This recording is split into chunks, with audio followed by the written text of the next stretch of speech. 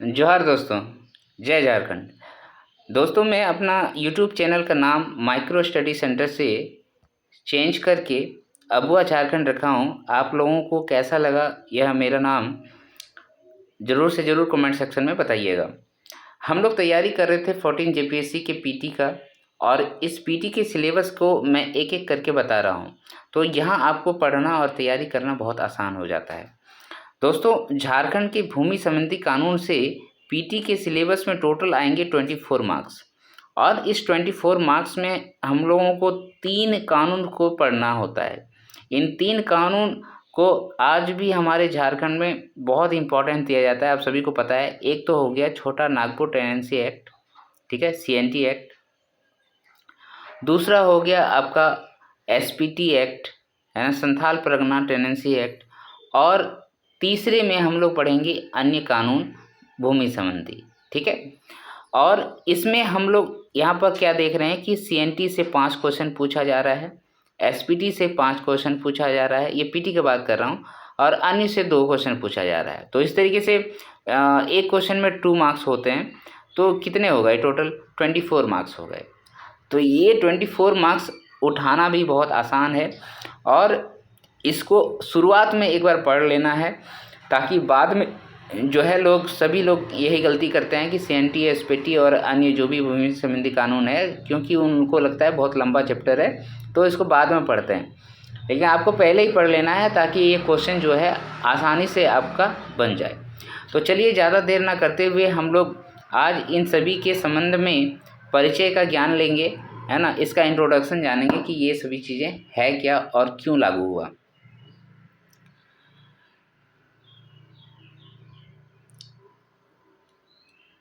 देखिए, यहाँ पर 2 चीज़ें समझना बहुत ज़रूरी है। सबसे पहले मैं यहाँ पर जो है एक झारखंड हमारा प्यारा भारत का एक मानचित्र यहाँ पर बनाता हूँ। जैसा भी बने कोई बात नहीं, उसको आप बस समझने के लिए सीख लीजिए, ठीक है। मैं पूरा बनाऊँगा भी नहीं, है ना।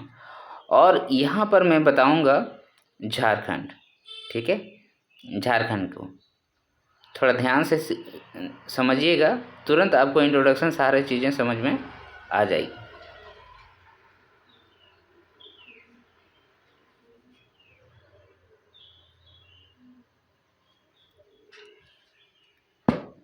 हमारे भारत में अंग्रेज़ों का जो आगमन हुआ, आप सभी को पता है कि वो बंगाल में ज़्यादातर अपना सारा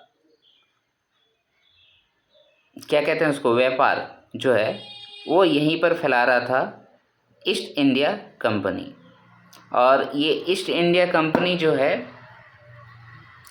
बेसिकली इसी क्षेत्र में ज़्यादा अपना वर्चस्व बनाना चाहता था। उसका रीज़न क्या था कि इस समय जो है भारत में बंगाल का इलाका सबसे समृद्ध था, सबसे समृद्ध इलाका था। यहीं पर उपजाऊ भूमि सबसे ज़्यादा था, और इस तरीके से ये सबसे शक्तिशाली और इसके पास धन संपदा सबसे ज़्यादा था। व्यापार करने के सबसे अच्छे कंडीशंस यहीं पर थे।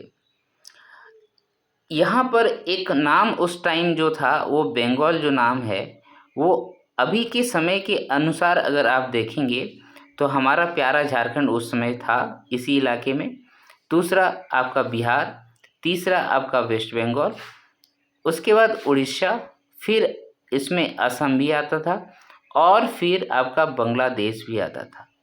तो ये सारे इलाके जो है उस समय का बंगाल था। यहाँ क्लियर समझ में आ गया? अब यहाँ पर 2 घटनाएं घटती है। एक घटना घटती है 1757 में। 1757 में प्लासी की लड़ाई होती है। ये प्लासी की लड़ाई आप सभी को पता है, बंगाल के नवाब सिराजुद्दौला और अंग्रेज़ों के बीच में होता है। अब उसके बाद उसके बीच में भी बहुत सारी लड़ाइयाँ होते रहता है। मीर कासिम लड़ते हैं। मीर कासिम को मतलब जब 1757 की लड़ाई ख़त्म हो जाती है, फिर उसके बाद मीर कासिम को बनाया जाता है। फिर इस तरीके से अंग्रेज़ों के द्वारा वहाँ पर बंगाल के नवाब पे अधिकार चलते रहता है, और अपना नीति अपनाते रहता है, ठीक ना। फूट डालो और शासन करो की नीति शुरू से ही अपना लिया जाता है। तो 1757 में अंग्रेज़ों को बहुत अच्छे से वहाँ पर जीत मिलता है बंगाल के नवाब के ऊपर। उसके बाद 1764 ईस्वी में भी ईस्ट इंडिया कंपनी को एक बहुत बड़ा हाथ लगता है। इसमें 1764 के बक्सर की लड़ाई में क्या होता है, 3 शासक जो है हमारे इंडिया के जो बड़े बड़े शासक हैं वो पराजित हो जाते हैं यहाँ पर। एक तो बंगाल के नवाब, दूसरा अवध के नवाब और तीसरा इसमें साथ देते हैं मुग़ल। और ये तीनों की सेनाओं को अंग्रेज़ों ने यहाँ पर धूल चटा देती है और बक्सर में विजय हासिल कर लेता है। अब इसका सबसे ज़्यादा इम्पैक्ट पड़ता है हमारे झारखंड में। झारखंड क्या, पूरे उत्तरी भारत में सबसे ज़्यादा इम्पैक्ट इसी बक्सर की लड़ाई के रीजन से पड़ता है। यहाँ पर क्या होता है, ये जो इलाका को आप देख रहे हैं, पूरा उत्तरी भारत जो सबसे ज़्यादा उपजाऊ वाला भूमि है और सबसे ज़्यादा यहीं पर व्यापार करने के कंडीशंस अच्छे हैं, ठीक है। तो इन सभी इलाकों में विजय हासिल करना मतलब कि पूरे भारत में राज करना, क्योंकि मुग़लों का राज जो है पूरे इंडिया में माना जाता था, भले ही उसका इम्पैक्ट उस टाइम कम था। अब यहाँ पर 1764 में ये हो गया। अब 1765 में सबसे इम्पॉर्टेंट संधि होती है इलाहाबाद की संधि, और इसी इलाहाबाद की संधि में यहाँ पर जो ईस्ट इंडिया कंपनी को मिलती है वो क्या मिलती है, दीवानी राइट्स मिलती है। और दीवानी राइट्स का मतलब उस टाइम क्या होता है, यानी कि कर संबंधी जितने सारे अधिकार हैं वो सभी इनको मिल जाता है। अब यहाँ पर कर वसूलना ये चालू करेगा डायरेक्टली, पहले डायरेक्टली नहीं उसको पैसा मिलता था, अब यहाँ पर डायरेक्टली वो कर जो प्रजा है उनसे कर वसूलना शुरू करेगा। यहीं से कहानी शुरू होता है और धीरे धीरे हमारे जो भूमि से रिलेटेड जितने सारे अधिनियम बनाए जाते हैं यहीं से शुरू होगा और 100 सालों के अंदर बनना शुरू हो जाएगा, ठीक है। 1765 में यहाँ कहानी शुरू होती है और आप देखेंगे कि 19वीं सदी आते आते आधा जो 19वीं सदी है उसके समय में ये कानून बनना शुरू हो जाता है। यानी कि 100 सालों के बाद अंग्रेज़ों को ऐसा महसूस होता है कि यहाँ पर हमें भूमि से रिलेटेड कानून बनाने होंगे, अन्यथा यहाँ पर रहना मुश्किल है। अब आते हैं यहाँ पर झारखंड के बारे में थोड़ा सा बताता हूँ। झारखंड की इतिहास को मैंने बहुत अच्छे से बताया है, फिर भी झारखंड का इंट्रोडक्शन देना यहाँ पर बहुत ज़रूरी है, तभी आपको समझ में आएगा, नहीं तो नहीं समझ में आएगा। आप सभी को पता है कि झारखंड को अलग करने का जो मेन रीज़न है वो है यहाँ के आदिवासी। यहाँ पर प्राचीन काल से रह रहे हैं, आप सभी को पता है। और ये आदिवासी लोग जो है अभी आप सभी को पता है, अगर उसको आदिवासियों को बांटा जाए तो 33 जनजातियाँ यहाँ पर पाए जा रहे हैं। इन लोगों का जीवन यापन कैसे चलता है, जंगलों में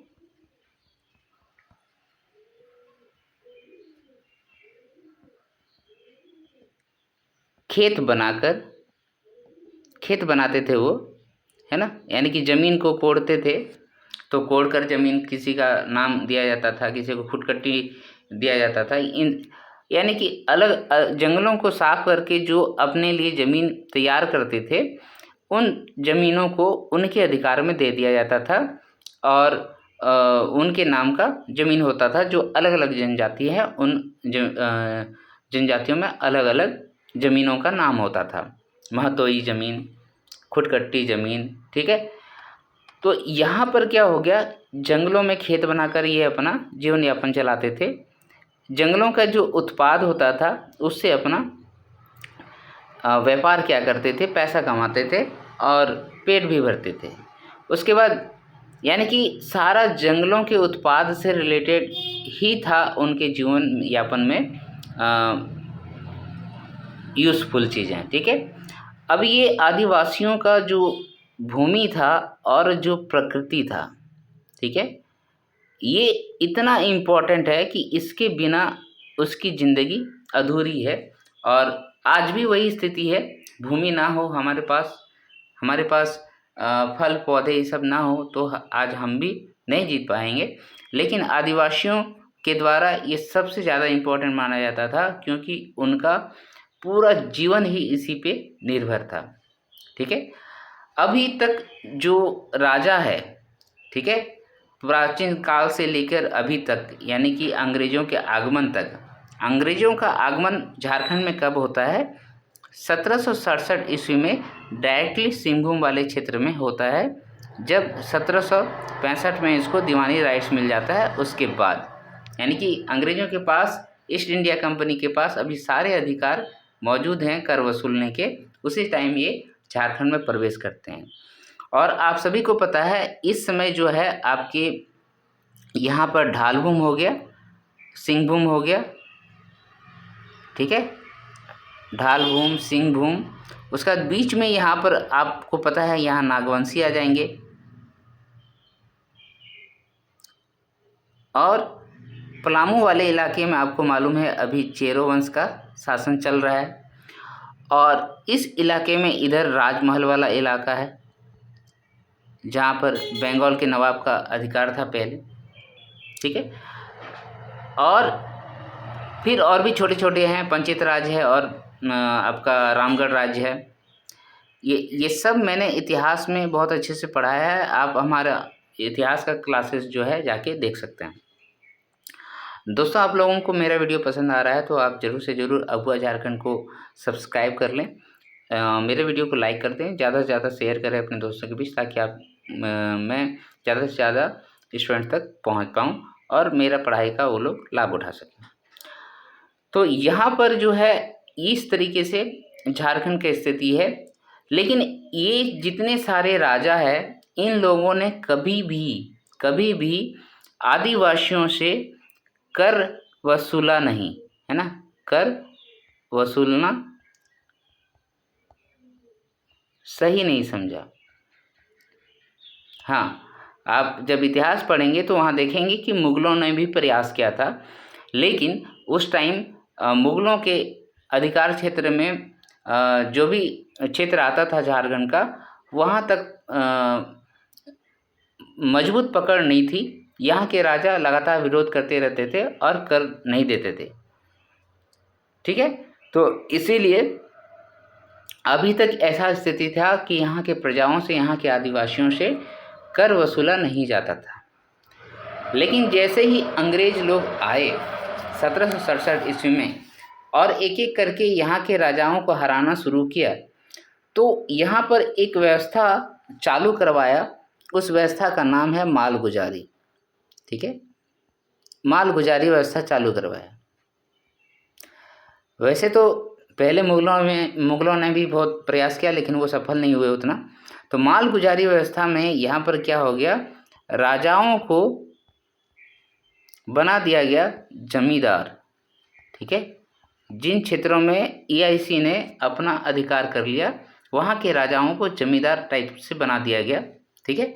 और कहा गया कि आप हमें मालगुजारी देंगे, ठीक है, यानी कि अपना जीवन यापन चलाने के लिए, आप अपना राजा बने रहने के लिए ईस्ट इंडिया कंपनी को पैसे देंगे, और इस पैसे के रिवार्ड में आपको क्या मिलेगा, आप लोगों को यहाँ पर सुरक्षा दिया जाएगा, ये कहा गया था, ठीक है।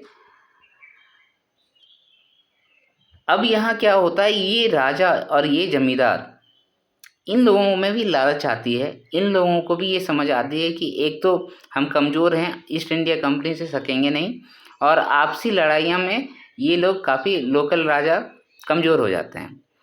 तो यहाँ पर ये क्या करेंगे, प्रजा से कर वसूलना चालू करेंगे, ठीक है।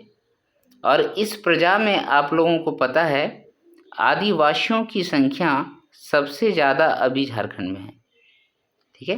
आदिवासी अभी तक जो अछूते थे, जो जनजातियाँ कर नहीं देते थे, अपना ही शासन व्यवस्था चला रहे थे, ठीक है, इनका शासन व्यवस्था पे भी अभी तक कोई हस्तक्षेप नहीं हुआ था।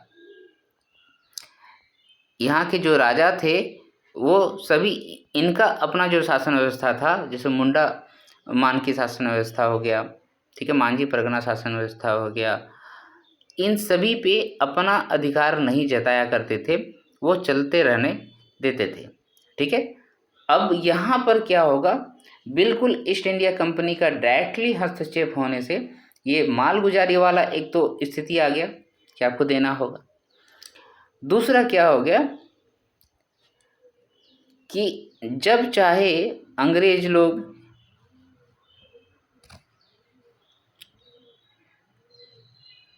आदिवासियों से मजदूरी क्या करवाने लगा, ठीक है, मजदूरी।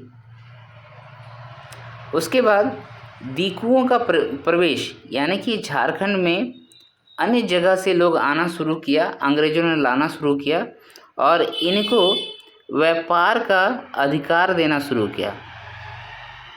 जैसे बंगाल से झारखंड वाले इलाके में आया और व्यापार का अधिकार देना शुरू किया। अब जब ये व्यापार देना शुरू किया तो यहाँ पर जो जंगल थे ना, वो अब केवल आदिवासियों के अधिकार में नहीं रह गया, जंगलों पर नज़र पड़ी किनका, एक तो अंग्रेज़ों का, जिन्हें यहाँ पर धीरे धीरे मिनरल मिलने लगा, एवं दीकुओं का। अब ये लोग जो है जंगलों के उत्पाद का भरपूर प्रयोग करना चाहने लगे और उन पे अधिकार अपना चाहने लगा। तो ऐसे में सबसे ज़्यादा दिक्कत किसको हुआ, आदिवासियों को हुआ, ठीक है, आदिवासियों को हुआ। अब यहाँ पर देखिए कि आदिवासियों का जो प्रकृति है, आदिवासियों का जो संस्कृति है, वो किसमें है, वो प्रकृति से जुड़ा हुआ है। ये पेड़ पौधों का पूजा किया करते हैं, जंगलों को साफ करके खेत बनाया करते हैं, है ना, और जितने सारे उत्पाद होते हैं वो जंगलों से ही प्राप्त करके अपना जीवन यापन चलाते हैं। अब यहाँ पर डायरेक्टली क्या हो गया, उसके जीवन पे पूरा खतरा मंडराने लगा। अब यहाँ पर आदिवासियों को जो ये पालतू जानवर पालते थे, उसको चराने के लिए ज़मीन नहीं मिलने लगी, ठीक है, उसको चराने के लिए भी ज़मीन नहीं मिलने लगी और अंग्रेज़ों ने अपना ही जंगल कानून बनाया और उस पे अपना अधिकार जताना शुरू किया इस पूरे झारखंड में। तो अब क्या हो रहा है कि ये जो आदिवासी लोग हैं उसका सभ्यता और संस्कृति पे खतरा मंडराने लगा। और जब ऐसा होता है तो ये इंसान की प्रकृति है, प्रवृत्ति है कि अगर उसके सभ्यता और संस्कृति पे कभी भी आँच आएगा तो वो विद्रोह करेगा, ठीक है, विद्रोह करेगा। और यहाँ पर ये विद्रोह चालू हो गया और एक एक करके कई सारे विद्रोह हुए और उसमें बहुत सारी लड़ाइयाँ जो है अपना वंश को बचाने के लिए भी हुआ, राजाओं का अपना वंश बचाने के लिए भी हुआ। तो आप सभी को पता है शुरुआत यहाँ ढाल विद्रोह से ही हो जाता है और धीरे धीरे हो विद्रोह, मुंडा विद्रोह, ओके, उसके बाद अन्य बहुत सारे विद्रोह होते रहते हैं और सबसे ज़्यादा जो है मुंडा उलगुलान आप सभी को पता है। उसके बाद फिर संथाल परगना में जो है, संथाल परगना में आपका सिद्धू कानू मुर्मू के द्वारा हुल विद्रोह, ठीक है, और यहाँ पर हो विद्रोह को भी आप बोलिए, उसके बाद कोल विद्रोह को भी बोलिए, और पूरा विद्रोह मैं पढ़ा रखा हूँ, आप पूरा विद्रोह आप जाके वहाँ पर पढ़ सकते हैं मेरे यूट्यूब चैनल अबुआ झारखंड में। अब यहाँ पर क्या हो गया, इतने सारे विद्रोह का सामना करना ईस्ट इंडिया कंपनी के व्यापार में दिक्कत आने लगी। ठीक है, उसे परेशानियां होने लगा।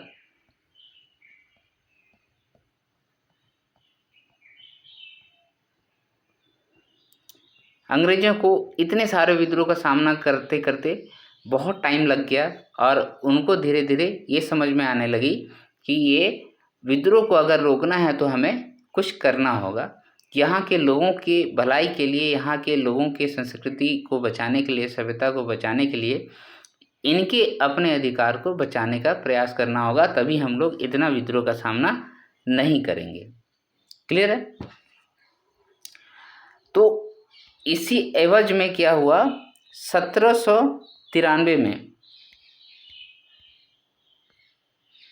कब, 1793 क्या आता है, 1793 इस टाइम कॉर्नवालिस द्वारा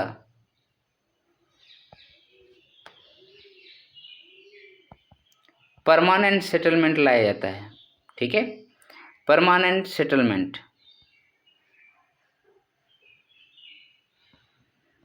जैसा कि नाम है वैसा ही इसका काम था। इसमें क्या कहा गया, यहाँ के जमींदारों को या फिर राजाओं को कहा गया कि आप के क्षेत्र में, ठीक है, 1793 में बता रहा था, पीएस परमानेंट सेटलमेंट, जो कि कॉर्नवालिस के द्वारा लागू किया गया था बंगाल के क्षेत्र में। ठीक है, और इस परमानेंट सेटलमेंट में मैं क्या बता रहा हूँ कि यहाँ के जमींदारों को ये कहा गया कि आप जो कर वसूलेंगे उसका 10/11 हिस्सा हमें चाहिए। ठीक है, ईस्ट इंडिया कंपनी को चाहिए, और एक हिस्सा आप रख लीजिएगा। लेकिन इसमें ये ईस्ट इंडिया कंपनी ने ये फिक्स नहीं किया कि जमींदार कितना कर वसूलेगा, ये फिक्स नहीं किया गया। ठीक है, तो यहाँ पर जमींदारों को पूरा छूट मिल गया कि अब हम तो प्रजा से जितना मन करेगा उतना कर वसूलेंगे और अंग्रेजों को उसका हिस्सा दे देंगे। ठीक है, अब यहाँ पर जमींदारों का जो क्या बोलेंगे, एक तरीके से वर्चस्व बढ़ गया। दूसरी बात, इसका जो हिंसा है वो भी बढ़ गया। यहाँ के आदिवासियों के ऊपर अत्याचार बढ़ गए। ठीक है, क्योंकि ज़बरदस्ती उसको कर वसूलना है, अपने आप को ऊपर ले जाना है। और ये जमींदार जो है कुछ दीकुओं को भी बनाया जाने लगा, तो ये दीकू लोग जो है, दीकू यानी कि बाहर से आए लोगों को भी बनाया जाने लगा। तो ये तो और मनमाने ढंग से कर वसूलना शुरू कर दिया।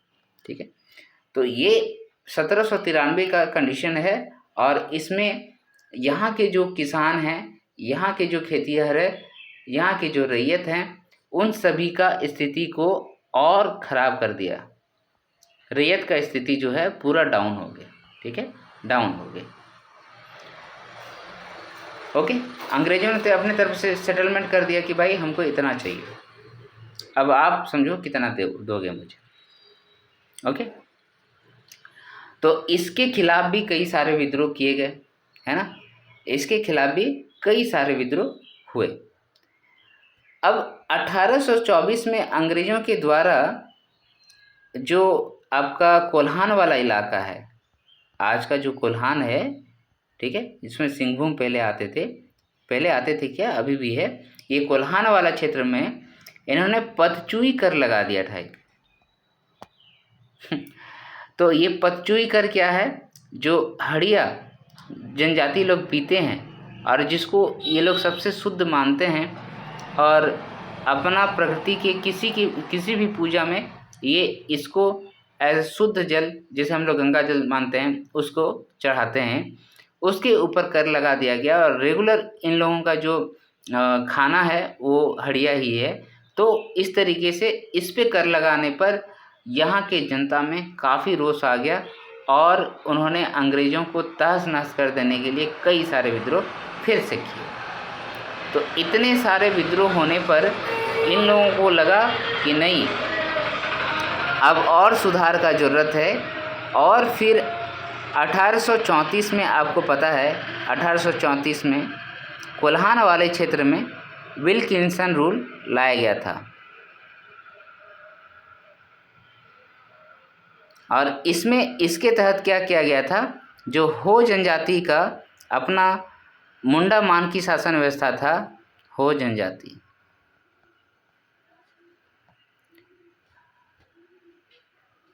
तो उसको मान्यता दी गई थी, शासन व्यवस्था को मान्यता दी गई थी कि आप लोग जैसे रहते हैं, जैसा अपना गाँव में शासन व्यवस्था चलाते हैं, जिस तरीके से आप अपने समस्याओं का हल करते हैं वो करो, हम आपके समाज में हस्तक्षेप नहीं करेंगे, है ना, औरतों पे अत्याचार नहीं करेंगे और जंगलों पे अधिकार नहीं करेंगे। ये हो जनजातियों को समझा दिया गया और शासन व्यवस्था को इसको मान्यता दे दी। देख रहे हैं ना, धीरे धीरे अब जो है जमीन में सुधार का शुरुआत हो गई।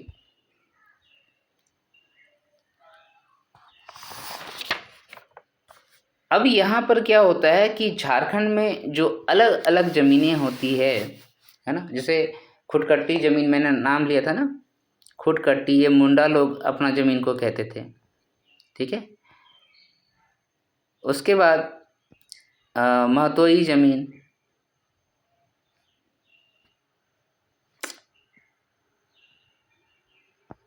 खुटकट्टी, महतोई बोल रहा था ना मैं, महतोई,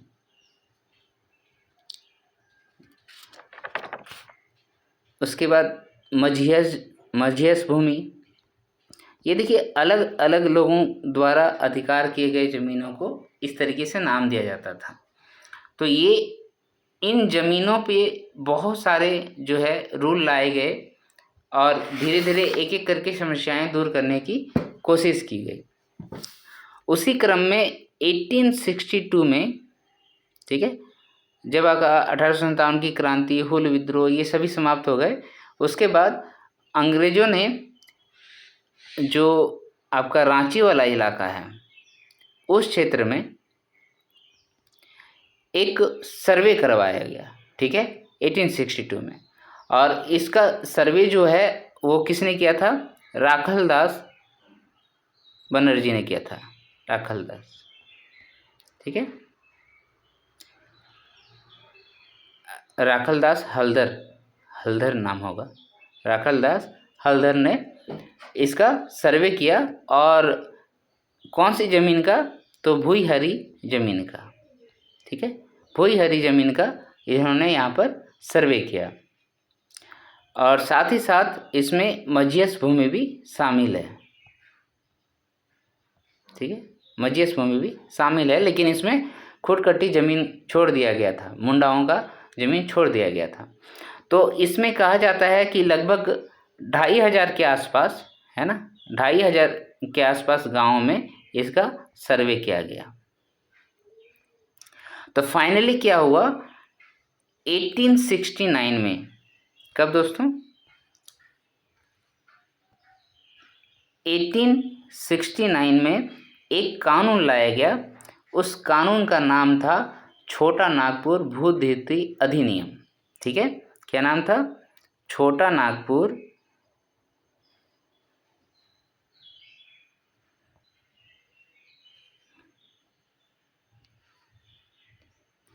भूधिति अधिनियम, ठीक है। इस अधिनियम में इन लोगों की ज़मीनों को मध्यस्थ भूमि और भूयिहारी ज़मीन का, है ना, कच्चा चिट्ठा बना दिया गया। किसका किसका क्या ज़मीन है ये सभी बता दिया गया और उसको एक कागज़ भी थमा दिया गया। ये सभी बातें उस समय हुई। फिर इसी के नेक्स्ट प्रयास में एक और कानून लाया गया 1879 में, और इस 1879 में लाया गया कानून का नाम था छोटा नागपुर भूस्वामी एवं काश्तकारी प्रक्रिया अधिनियम। क्या नाम था? छोटा नागपुर भूस्वामी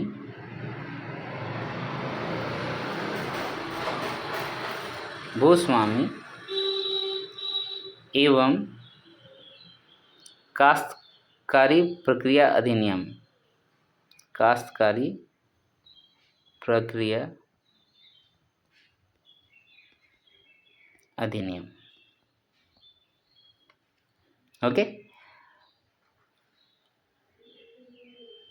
तो इन कानूनों को लागू करने का क्या मकसद था? जो पहले कर वसूला जाता था वो आपका राजाओं के द्वारा, जमींदारों के द्वारा, इन भूयिहारियों के द्वारा, इन सभी के द्वारा किया जाता था, तो वहाँ पर मनमानी चलती थी। अब यहाँ पर इसका पूरा अधिकार जो है वो जिला कलेक्टर को दे दिया गया। ठीक है, ये जिला कलेक्टर आज भी चलता है ना, जिला कलेक्टर आज भी चलता है, और हम लोग जेपीएससी का एग्ज़ाम देंगे तो इसमें हम लोग जिला कलेक्टर बनते हैं। तो ये जो हो गया, इसके पास आ गया अधिकार अब दीवानी राइट्स का। ठीक है, अब यहाँ पर जितने सारे लगान संबंधी समस्याएं होंगे उसका निपटारा जो है वो जिला कलेक्टर करेंगे। लगान संबंधी समस्याएं, यानी कि अब इन लोगों को, यहाँ के आदिवासियों को एक अदालत दे दी गई कि आप यहाँ पर जाओ और अपनी समस्याओं का समाधान करो। क्लियर है? अब धीरे धीरे जो है अन्य ज़मीनों के ऊपर भी सर्वे कराने की बात कही जाने लगी, क्योंकि अन्य जो जनजातियां हैं जिनका भूमि का सर्वे नहीं हुआ था उन लोगों को भी अधिकार नहीं दिया गया था अभी तक, तो उन लोगों ने अंग्रेज़ों के खिलाफ़ फिर से विद्रोह शुरू कर दिया। ठीक है, तो यहाँ पर फिर क्या हो जाएगा, फिर से कई सारे सर्वे किए जाते हैं। उसमें 3 नाम आप याद रखिएगा। एक है ट्रैवर्स सर्वे जो प्रथम वर्ष का है,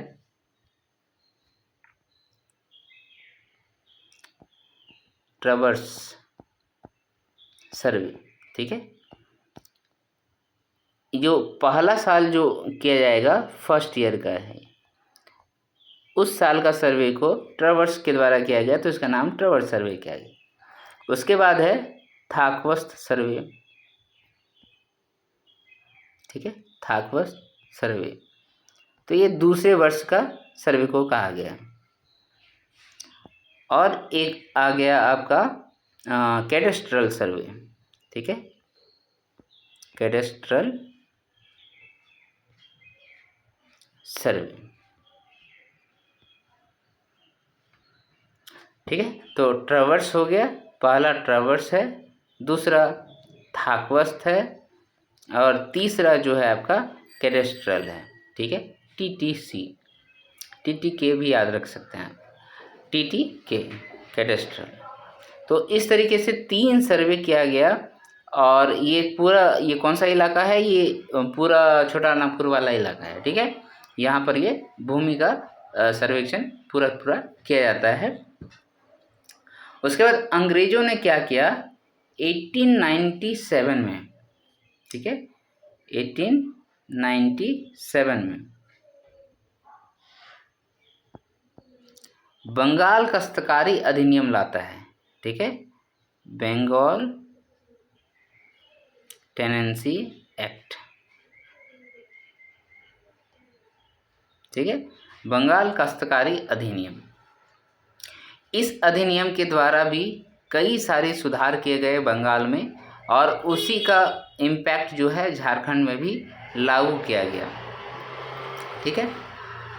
अब फिर 1902 में क्या होता है, यहाँ देखिएगा पूरा कहानी मैं बता रहा हूँ। 1902 ईस्वी में जो मुंडा लोग हैं ना, मुंडा, ठीक है, आपको पता है ना 1895 से 1900 के बीच में जो है मुंडा उल्लंघन हुआ था। तो उसके बाद जो है यहाँ के क्षेत्रों में मुंडा के ज़मीन का सर्वेक्षण किया गया। मुंडा के ज़मीन यानी कि उसको हम लोग क्या कहते हैं, खुटकट्टी ज़मीन। इस ज़मीन का यहाँ पर सर्वेक्षण किया गया। ये मुंडा विद्रोह का एक इम्पैक्ट था, ठीक है। तो उसका खतियान बना दिया गया, ठीक है। खतियान यानी कि किस ज़मीन पे किसका अधिकार है ये बता दिया गया। इसको रिकॉर्ड ऑफ राइट्स कहते हैं ना, राइट्स, ये बता दिया गया, ठीक है।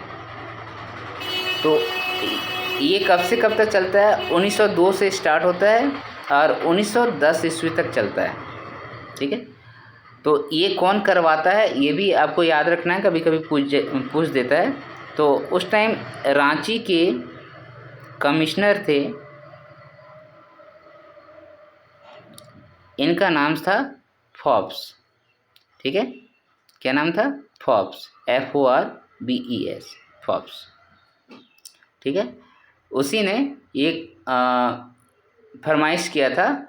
और जो बंदोबस्ती है वो किसने किया, बंदोबस्ती किया था लिस्टर एंड जॉन रीड ने, ठीक है। तो ज़मीन का जो बंदोबस्ती है वो लिस्टर और एक था जॉन रीड, इन दोनों ने मिलके किया था, ठीक है। तो अब यहाँ पर क्या होता है, 1903 में, 1902 का बात बताया, फिर 1903 में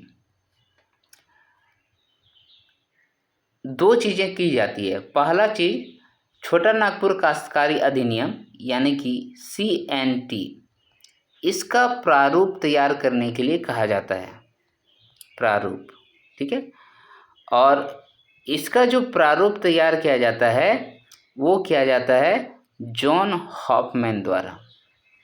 जॉन हॉफमैन, ये नाम याद रखिएगा, ये नाम पूछता भी है, ठीक है। जॉन हॉफमैन द्वारा 1903 में किया जाता है। और इसी साल 1903 में ही जिस तरीके से हो जनजाति का शासन व्यवस्था को 1834 में मान्यता दे दी गई थी, उसी तरीके से 1903 ईस्वी में जो खूट-कट्टी प्रथा है मुंडाओं का, ठीक है। खूट-कट्टी प्रथा मतलब क्या हो गया, जंगलों की भूमि को साफ करके अपने लिए यूजफुल बनाना, खूट-कट्टी प्रथा, ठीक है। उसको मान्यता दे दिया जाता है यहाँ पर, ठीक है, 1903 में अंग्रेजों के द्वारा। और फाइनली जो है वो 11 नवंबर 1908 को इस पूरे क्षेत्र में, छोटा नागपुर क्षेत्र में एक कानून लागू कर दिया जाता है। और इस कानून का नाम आप सभी को पता है क्या है, वो CNT एक्ट इसको कहते हैं, छोटा नागपुर टेनेंसी एक्ट कहते हैं, या फिर छोटा नागपुर काश्तकारी अधिनियम कहते हैं, ठीक है। ये लागू कर दिया जाता है। और ये किस पे बेस्ड है, ये पूरा जो आपको मैंने बताया 1897 में बंगाल काश्तकारी अधिनियम जो लाया गया था, ठीक है, 1897 में बंगाल टेनेंसी एक्ट जो लाया गया था, उसी के बेस पे ये कानून बनाया जाता है। CNT एक्ट 11 नवंबर 1908 को लागू कर दी जाती है। अब कुछ छूटा क्या इसमें, मेरा छूटा तो नहीं। और फिर लास्ट जो आपका भूमि संबंधी कानून जो आपका संथाल परगना में लाया जाता है, ठीक है, संथाल परगना में, वो हमारा आज़ादी के बाद लागू होता है। 1947 में तो हम आज़ाद हो जाते हैं। उसके बाद यहाँ के सरकार ने, बिहार गवर्नमेंट ने एक कानून बनाया जिसको एसपीटी कहते हैं, जो सीएनटी के बेस पे था, और इसी एसपीटी एक्ट को 1949 में लागू की जाती है। कब की जाती है? 1949 में लागू की जाती है। तो दोस्तों, आज का यह पूरा क्लास जो है झारखंड में भूमि संबंधी कानून के इंट्रोडक्शन बेस्ड पे था, और एक एक करके उसके बाद हम लोग सीएनटी एक्ट पढ़ेंगे, एसपीटी एक्ट पढ़ेंगे, और जो भी अन्य कानून है उन सभी को हम लोग पढ़ लेंगे। ठीक है, तो आज का बताया हुआ क्लास को आप ज़रूर से ज़रूर रिवाइज करें। मेरा क्लास देखने के बाद आप बुक भी पढ़ सकते हैं, वहाँ पर आपको क्लियर सारी बातें समझ में आ जाएगी। तो दोस्तों, मेरा जो चैनल है अबुआ झारखंड, इसको आप जरूर से ज़रूर सब्सक्राइब करें, लाइक करें, मेरा वीडियो को शेयर करते रहें दोस्तों। और आप सभी को मैं पूरा पीटी का सिलेबस ख़त्म करके दूंगा, आप सभी को बता रहा हूँ। बीच में मैंने क्लास इसलिए बंक किया था क्योंकि मेरा तबीयत कुछ ठीक नहीं था। ठीक है, इसीलिए मैंने थोड़ा सा क्लास बंक किया था। तो चलिए दोस्तों, आज का क्लास इतना ही, मिलते हैं नेक्स्ट वीडियो में और पढ़ेंगे हम लोग सीएनटी एक्ट। जय हिंद, जय झारखंड, जोहार।